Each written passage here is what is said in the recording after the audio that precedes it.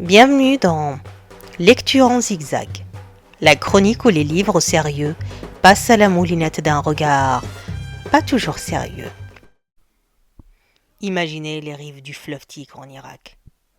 Un fleuve très ancien, tellement ancien qu'il a déjà vu passer Gilgamesh, des empires, des guerres, autant dire qu'il n'est pas facilement impressionnable.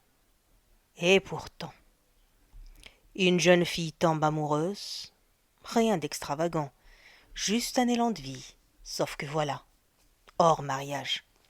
Le garçon meurt sous les bombes, elle est enceinte, et ici, ce n'est pas une mauvaise nouvelle, c'est une sentence.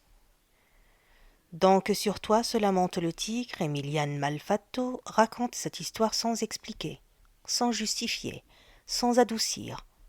La famille apparaît, personne ne crie, personne ne discute, chacun sait ce qu'il doit faire.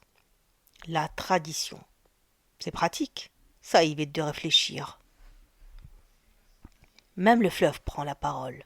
Oui, le fleuve, parce qu'à force de voir les humains répéter les mêmes gestes, il a peut-être 2 ou 3 choses à dire. Et au-dessus de tout, Gilgamesh plane. Héros mésopotamiens, mémoire du pays, mémoire surtout de ce que les hommes font quand ils appellent la violence l'honneur. Ce roman est court, très court, mais il concentre une violence sociale immense. L'écriture est poétique, sèche, précise. Pas une phrase de trop, pas d'effet inutile. Pourquoi le lire? Parce qu'il dérange, parce qu'il oblige à regarder ce qu'on préfère souvent appeler culture ou tradition. Et parce qu'en moins de 100 pages, il fait plus réfléchir que beaucoup de discours.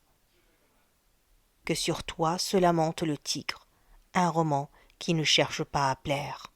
Et c'est précisément pour ça qu'il compte.